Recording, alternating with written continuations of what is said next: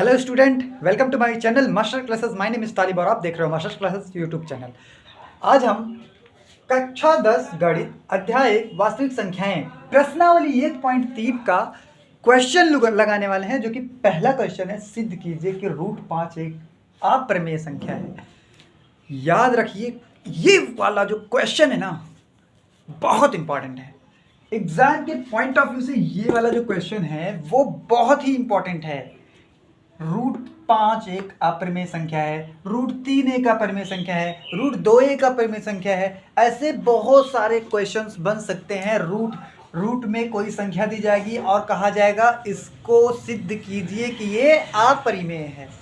तो बस सारे क्वेश्चंस एक जैसे ही लगाने हैं, तो एक क्वेश्चन की प्रैक्टिस बहुत अच्छे से कर लेनी है। बाकी सिर्फ जहां √5 रहेगा उस √5 को रिप्लेस कर देंगे। जिस भी क्वेश्चन में जो भी क्वेश्चन रहेगा, √5 रहेगा तो √5 और √3 रहेगा तो √3, बस उसी क्वेश्चंस में √5 √3 √2 फिट कर देंगे और हमारा आंसर आ जाएगा। सिर्फ एक क्वेश्चन आपको प्रैक्टिस कर लेना है, बाकी सब आप लगा लेंगे। तो चलिए इसको लगाते हैं, जल्दी से शुरू करते हैं। सबसे पहले हमको करना है कि यह √5 एक अप्रमेय संख्या है, इसको सिद्ध करना है।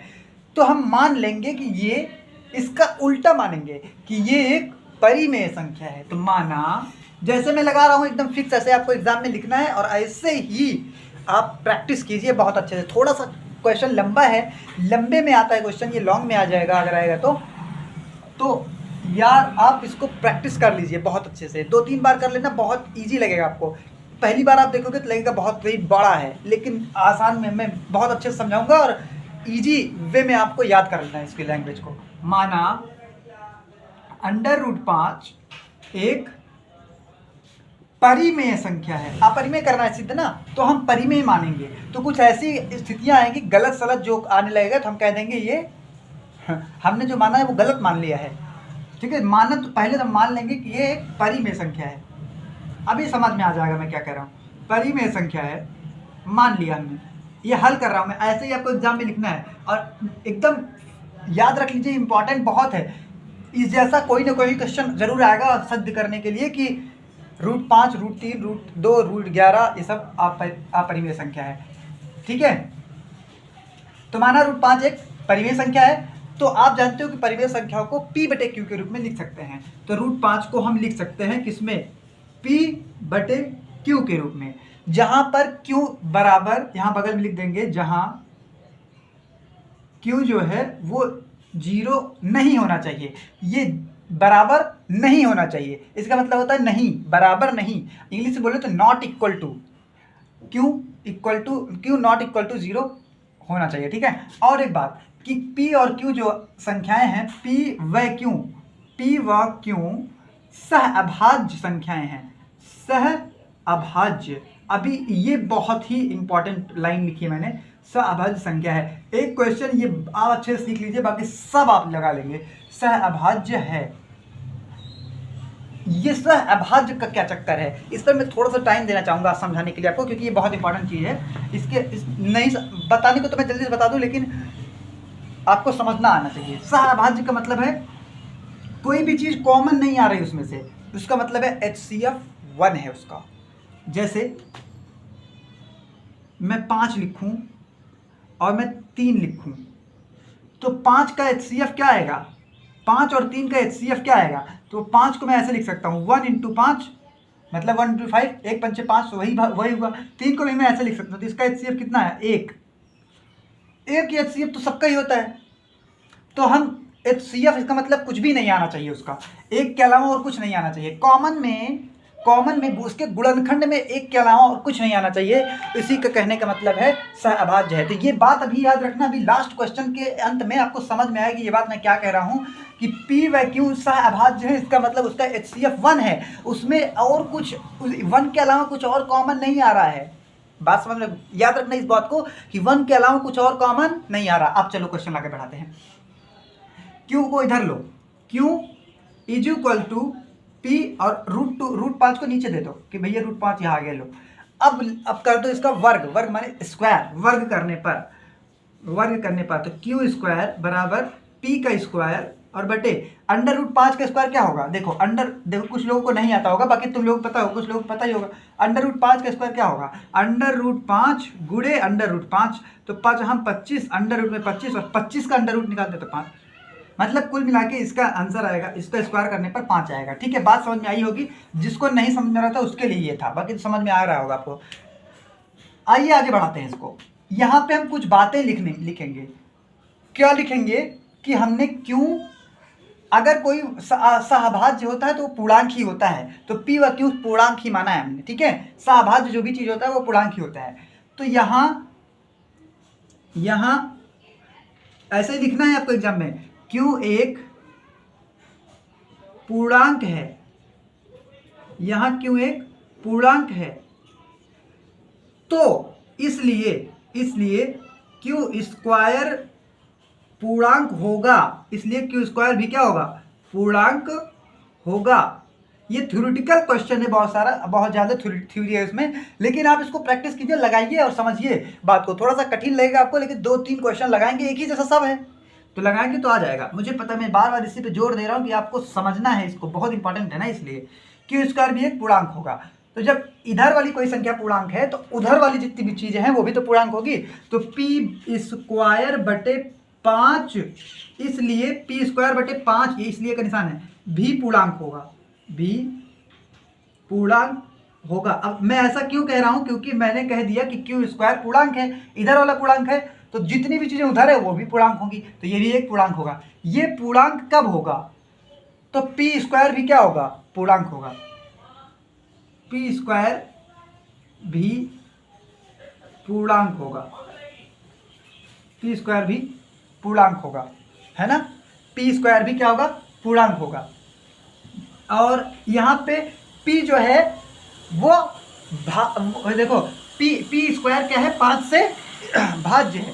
अब यहाँ पे आपको पिछली क्लास में मैंने एक परिमेय सिखाई थी, परिमेय नंबर 1.3 सिखाई थी, वो बहुत काम आने वाली है।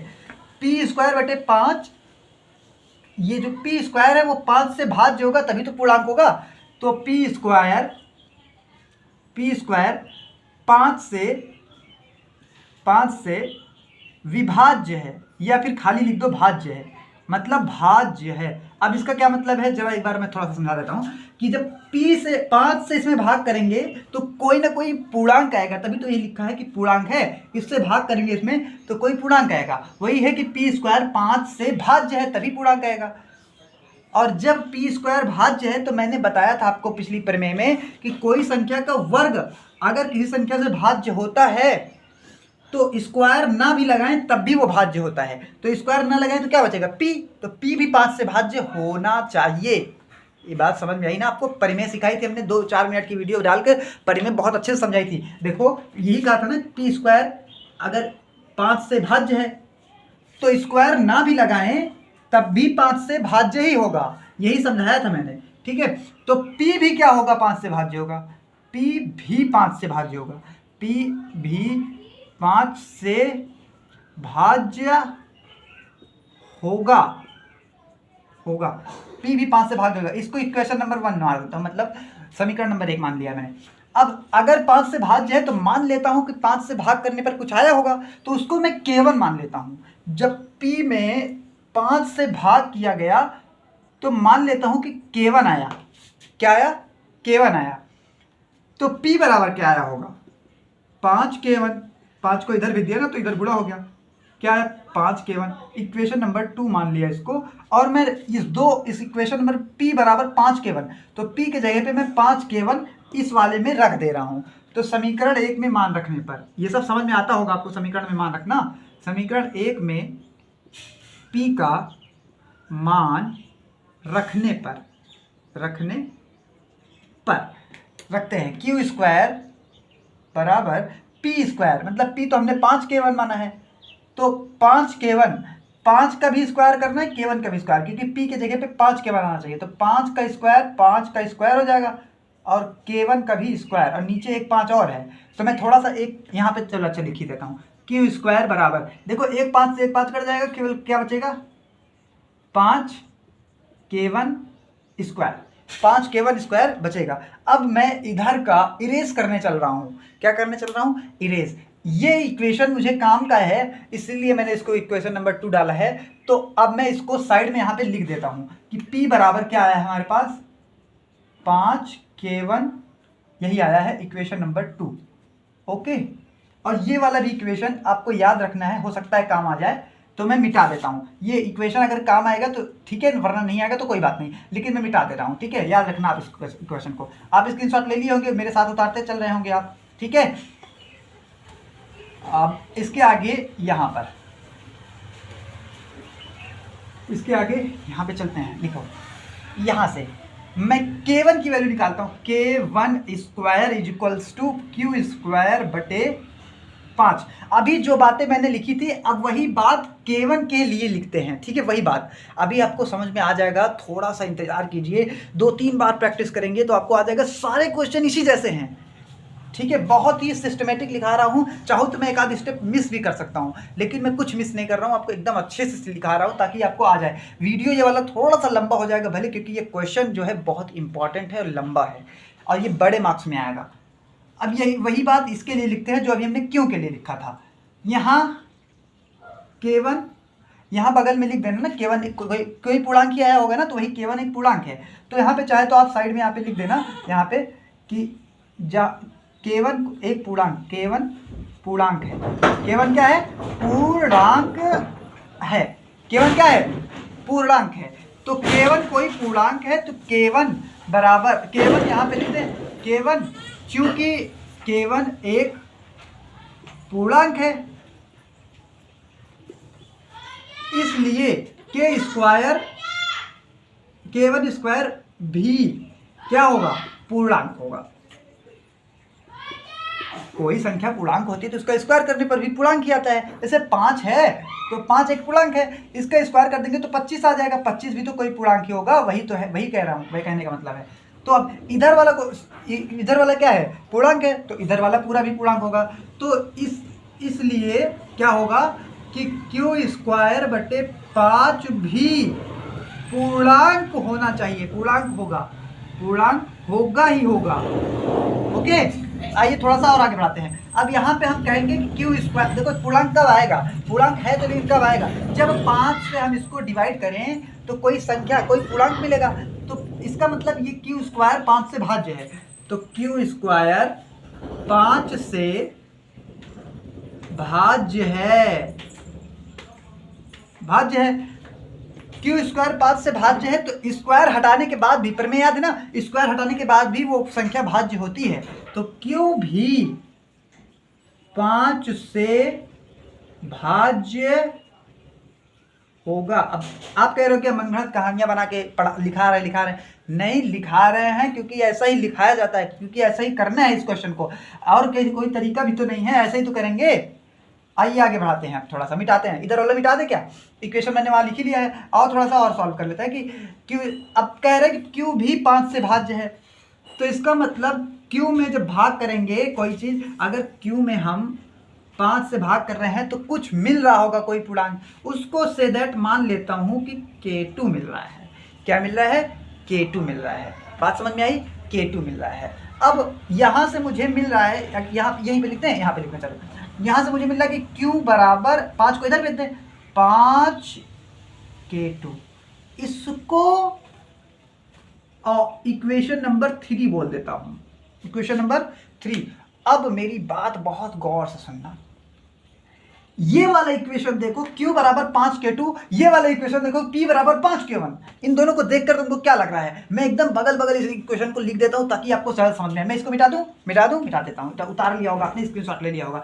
अब यहाँ पे मैं आप दोनों इक्वेशन को साथ साथ लिख देता हूँ, आप दोनों को कंपेयर कीजिए, आपको क्या नजर आ रहा है आप सोच के बताओ मुझे, मैं तो बता ही रहा हूँ। पॉज कीजिए और इन दोनों को गौर से देख के बताइए क्या दिखा आपको इसमें। पहला, दूसरा इक्वेशन मेरे पास था 5K1, ये वाला इक्वेशन, इक्वेशन नंबर 2 वो, और अभी मैंने ये Q बराबर निकाला है 5K2।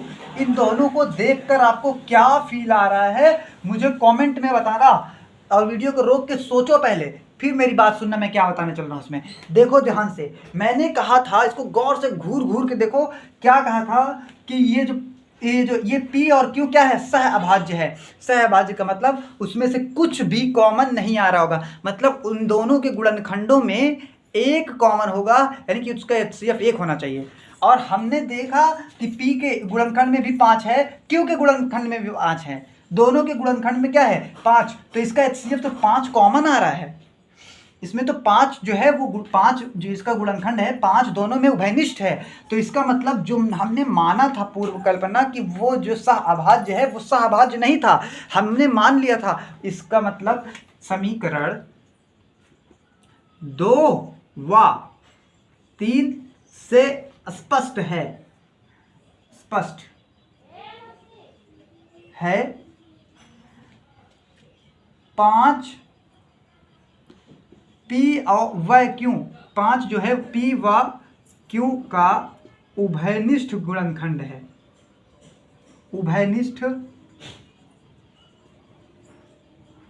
गुणनखंड है, उभयनिष्ठ गुणनखंड है, उभयनिष्ठ गुणनखंड है। इतनी बात लिख दिया। हमने माना था कि वह सह अभाज्य है, जो कि हमारी पूर्व कल्पना गलत है। उभयनिष्ठ है तो हमारी जो पूर्व कल्पना है वो गलत है, क्योंकि हमने उसको क्या माना है, उसको सहभाज्य माना है, जबकि सहभाज्य नहीं है। सहभाज्य में गुणनखंड कोई भी सेम नहीं आता, मतलब जो HCF होता है दोनों संख्याओं का वो 1 के अलावा और कुछ नहीं आ सकता। इसका मतलब हमारी पूर्व कल्पना क्या है, गलत है। हमारी पूर्व कल्पना का जो कि लिख लो यहाँ पे, जो कि हमारी पूर्व कल्पना का विरोधाभास है। ये बातें लिखनी है आपको अपनी कॉपी में, तभी नंबर मिलेंगे पूरा। विरोधाभास है, विरोधाभास बहुत इंपॉर्टेंट है, इसको थोड़ा सा ऐसे कर लेना। विरोधाभास है जो कि हमारी पूर्व कल्पना का विरोधाभास है। अतः हमारी पूर्व कल्पना गलत है, हमारी कल्पना गलत है, अपनी लैंग्वेज में अच्छे से लिखना, गलत है। अतः √5 जो है वो √5 क्या है, अपरिमेय संख्या है। हमने परिमेय मानी थी ना, देखो सिद्ध हो गया ना। हमारा जो हमने माना था वो विरोध निकल गया कि वो सही नहीं है भैया, विरोधाभास है तुम्हारा, तो इसका मतलब वो क्या है, असल में वो अपरिमेय है। इस तरह से सिद्ध करते हैं इस क्वेश्चन को, अपरिमेय संख्या है। इस तरह से इस पूरे क्वेश्चन को सॉल्व करते हैं। उम्मीद है बहुत अच्छे से समझ में आया होगा। अब जो क्वेश्चन इसके बाद वाला है, जो भी हो क्वेश्चन, अगर यहाँ √5 को एक अपरिमेय संख्या सिद्ध करने के लिए कहा है, उसमें हो सकता है √3 को कहा हो सकता है √11 को कहा हो सकता है √2 को कहा हो, तो कुछ भी कहा हो, सिर्फ जहाँ जहाँ 5 है वहाँ जो भी इसके अंदर रूट के अंदर रहेगा वो आप रख देना, जो भी इसके रूट के अंदर रहेगा वो आप रख देना, और इसी क्वेश्चन को इसी जैसा सॉल्व करना। पूरा हर एक चीज़ वैसा ही रहेगा। मतलब आप इस क्वेश्चन को सॉल्व कर सकते हैं बहुत ही इजीली। सिर्फ जहाँ पर 5 है वहाँ पर कोई और संख्या हो सकती है, बाकी सवाल नहीं बदल सकता। तो अब जो भी क्वेश्चन है आप इसमें के लगा लेना, अगली क्लास में हम उसको भी डिस्कस कर देंगे। क्वेश्चन नंबर 2 अगली क्लास में डिस्कस करेंगे। थैंक्स फॉर वॉचिंग, मिलते हैं नेक्स्ट क्लास में।